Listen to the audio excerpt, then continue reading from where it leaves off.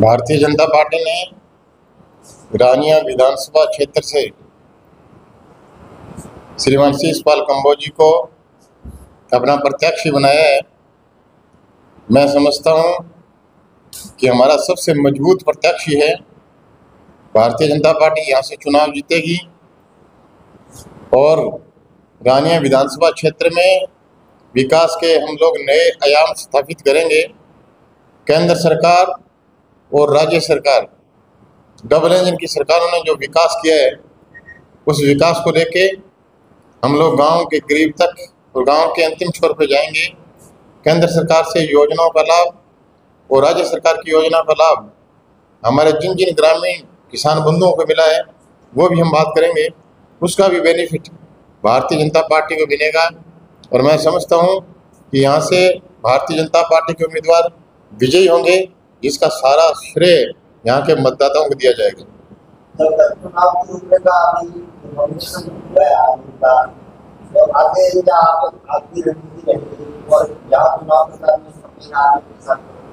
हमारे भारतीय जनता पार्टी की रणनीति तय है कि भारतीय जनता पार्टी का एक एक कार्यकर्ता बूथ के कार्यकर्ता से जुड़ा है। हमारे बूथ अध्यक्ष से लेके हमारे प्रदेश अध्यक्ष तक सब लोग जुड़े होते हैं। पार्टी के प्रत्याशी के साथ में मैं और हमारे एक्स एमएलए साहब और हम दोनों साथ में रहेंगे। हर बूथ पे हम लोग जाएंगे, मीटिंग करेंगे और पार्टी के प्रत्याशी के साथ में हम दोनों चलेंगे और भारतीय जनता पार्टी के पक्ष में हम लोग 5 तारीख तक साथ में रह के प्रचार करेंगे।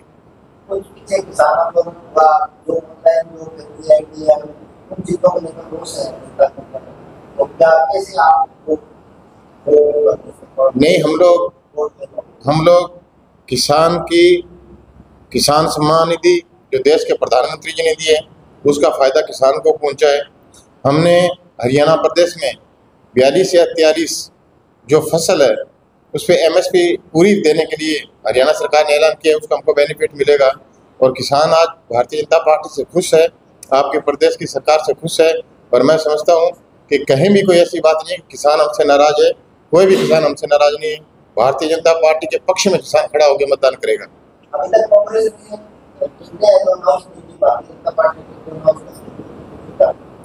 कांग्रेस पार्टी का नेचर आप अच्छी तरीके से जानते हैं। कांग्रेस पार्टी कैसे चल रही है और उनके नेता किस तरीके से भाषण देते हैं, किस तरीके से उनके नेता स्पीच करते हैं, बात करते हैं, वो एक अलग प्रश्न है। मैं उसमें नहीं जाना चाहूँगा, मैं सिर्फ मेरी पार्टी की बात करूँगा। मेरी पार्टी ने सारी टिकटें भारतीय जनता पार्टी ने अनाउंस की है और कांग्रेस पार्टी करे नहीं करे वो उनकी मर्जी है। लेकिन मैं कहता हूँ कि राजस्थान के यहाँ पे हरियाणा प्रदेश में तीसरी बार भारतीय जनता पार्टी की सरकार बनाएगी और जब डबल इंजन का राज होगा, केंद्र में भारतीय जनता पार्टी का राज और यहाँ पे हरियाणा में भारतीय जनता पार्टी का राज होगा, फिर हम एक बार विकास के नए आयाम स्थापित करेंगे। बिल्कुल, हमारे यहाँ पे बड़े नेता आएंगे, बड़ी रैलियां होगी, बड़े रोड शो होंगे। देश के प्रधानमंत्री जी, देश के गृह मंत्री, पार्टी के अध्यक्ष, हरियाणा प्रदेश के मुख्यमंत्री, हरियाणा प्रदेश के अध्यक्ष, जिन जिन हम लोग डिमांड करेंगे भी हमारे यहाँ पे कौन सा नेता आएगा, तो हम लोग पार्टी तय करेगी, हम लोग सभी कार्यकर्ता बैठ के तय करेंगे।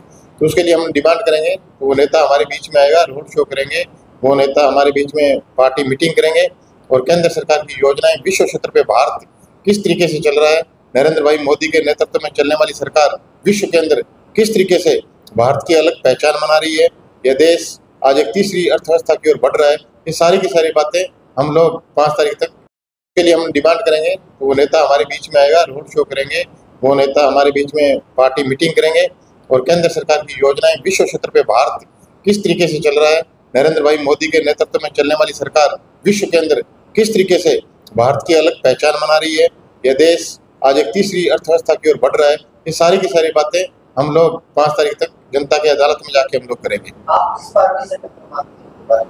भारतीय जनता पार्टी की हरियाणा में कहीं भी किसी भी पार्टी से कोई टक्कर नहीं है और मैं समझता हूँ कि भारतीय जनता पार्टी तीसरी बार बहुमत लेके आ रही है, कोई भी टक्कर में नहीं। हरियाणा में हम बहुमत से सरकार बनाएंगे और मैं कह सकता हूँ कि हरियाणा प्रदेश में भारतीय जनता पार्टी के पक्ष में 2/3 बहुमत होगा और एक बार तीसरी बार हरियाणा प्रदेश में हम लोग सरकार बनाएंगे। आज हमारे बीच प्रवासी प्रभारी के नाते आदरणीय निहाल चंद जी सांसद हमारे बीच पहुंचे हैं और इनको जिम्मेवारी दी गई है भारतीय जनता पार्टी की तरफ से रानिया विधानसभा सीट पे। तो ये खूबसूरती है भारतीय जनता पार्टी की कि जब भी चुनावी माहौल आता है, चुनाव का समय आता है, चुनाव का बिगुल बजता है, तो भारतीय जनता पार्टी जिस व्यवस्थित तरीके से जमीनी स्तर पे काम करती है वो आप सबके सामने है। तो आप मेरे से पहले पूछ रहे थे सवाल, तो मैं ये कहूँगा कि किसानों को हरियाणा प्रदेश प्रथम ऐसा प्रदेश है पूरे भारतवर्ष में जिसने पूरी की पूरी फसलों पे एमएसपी देने का काम किया। और अगर आप बात करोगे कांग्रेस की टिकटों की, तो मैं कहूँगा कि अभी तक सिर्फ उन्होंने 50 टिकटें जो है आवंटित करी हैं, प्रत्याशी घोषित करे हैं, तो 40 टिकटें वो घोषित क्यों नहीं कर रहे? कल का समय है, अरे आप जमीनी स्तर पे उतारो भाई अपने जो योद्धा है। अगर आप इतने मजबूत हो, दावा करते हो प्रदेश में सरकार बनाने का, और आप प्रत्याशी उतार नहीं रहे, तो ये सब बातें कांग्रेस पूरी तरह से भारतीय जनता पार्टी से घबराई हुई है।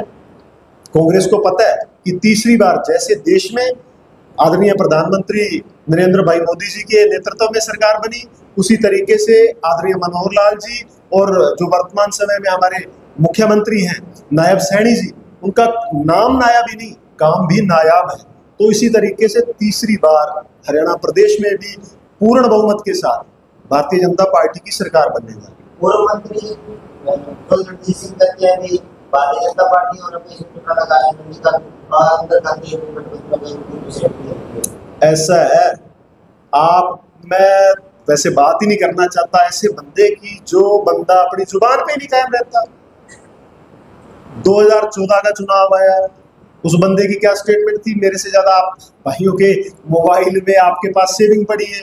2019 में उस बंदे की क्या स्टेटमेंट थी? वो आपके मोबाइलों में पड़ी है। अब 2024 में उस बंदे ने क्या स्टेटमेंट दे रहा है, वो आपके पास है।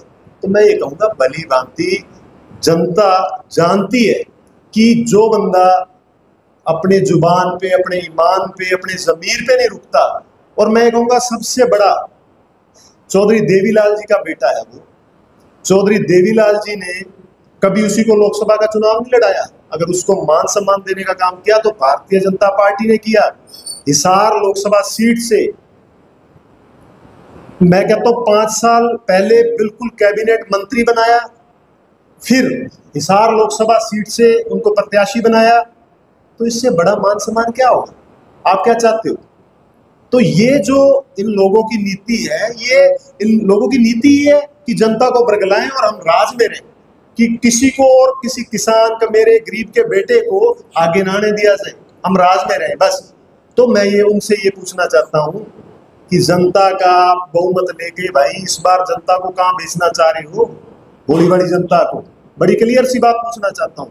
आप कभी किसी पार्टी को गाली निकालते हो? अरे आपको मान सम्मान नहीं बचता भाई। तो इन लोगों की मैं बात ही नहीं करना चाहता। आप कोई अच्छी बात है वो पूछिए। तो पिछली बार उन्होंने क्या कहा कि मेरा ये लास्ट चुनाव है, मेरा हाथ जोड़ के झोली मांड के वोट लिया भाई, जनता को मूर्ख बनाने का काम किया। इस बार फिर तो क्या माने चुनाव भाई, पंजाबी च कहावत है, लंडे नूं खुंडा 100 गुण तो पछाण लैंदा है। तो भाई जब आस उम्मीद नहीं है, उसको पता है कि मैं आजाद प्रत्याशी के रूप में मैंने घोषणा तो खुद की कर दी, पर मेरे पास जनता तो है नहीं, ना मेरे पास कोई मत है, ना कोई बहुमत है, सिस्टम है। तो भाई अब किसी ना किसी के गले तो लगेगा ना। तो बड़ी क्लियर सी बात है, इनका काम है बड़ी बड़ी जनता को उनसे वोट लेना और फिर जाके उन्हीं से मान सम्मान लेना और उन्हीं के पीठ में शुरा घोंपने का काम इन्होंने किया हमेशा से। आप जब से देखोगे, मैं ये कहूँगा चौधरी देवीलाल के समय से आप देखो, तो इन लोगों ने हमेशा पीठ में शुरा घोंपने का काम किया है। तो वही इनकी नीति है और वही इनका एक, जो मैं कहूँगा कि पूरी साजिश रहती है हर समय।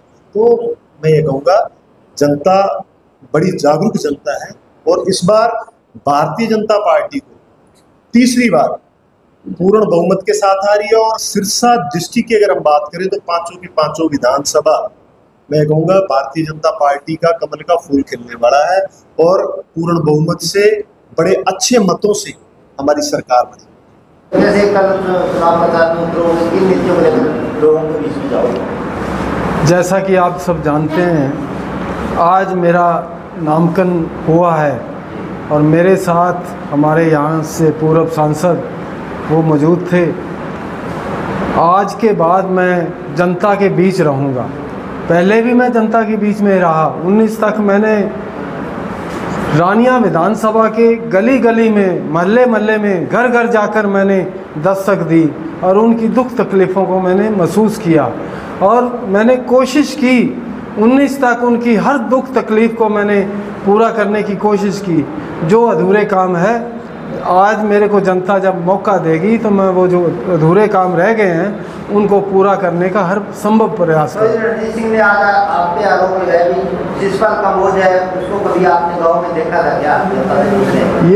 ये बात तो ऐसे ही कह रहे हैं, ठीक है, अच्छी बात है। वो भूल गए हैं। उन कांग्रेस का सरकार भी 50 साल रहा, लोकदल का सरकार भी कई साल रही। रानिया विधानसभा को सब डिवीज़न बनाने का काम क्यों नहीं किया गया?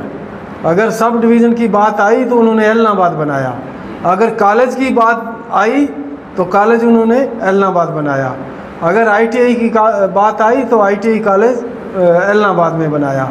और यहाँ तक कि यहाँ का जो सरकारी हॉस्पिटल था जिसकी मैंने नींव रखी, कॉलेज की मैंने नींव रखी, कुत्ते वाला पुल की जो मैंने नींव रखवाई, ये सारे काम किसने किए? अगर मैं जनता के बीच में नहीं था तो ये काम कैसे हो गए? रणजीत सिंह को 5 साल हो गए सरकार में, उसको क्यों नहीं याद आया कि यहाँ से हमने रानिया को सब डिवीज़न बनाना है? लेकिन वो जब सरकार में आते हैं तो उनको कोई बात याद नहीं रहती। मंत्री रणजीत चौटाला कहते हैं कि चौटाला परिवार के अलावा कोई रानिया का विकास नहीं कर सकता। नहीं, ऐसा तो वो कह रहे हैं, ठीक है, अच्छी बात है। विकास तो दुनिया देख रही है।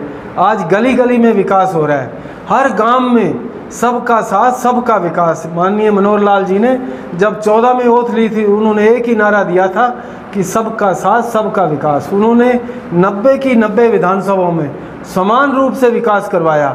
उन्होंने ये नहीं देखा कि रानिया से भारतीय जनता पार्टी का विधायक है या नहीं है, यहाँ इस गांव से मेरे भारतीय जनता पार्टी का सरपंच है या नहीं है। उन्होंने हर गांव में, हर गली में, हर विधानसभा में बराबर समान विकास करवाने का काम किया। धन्यवाद।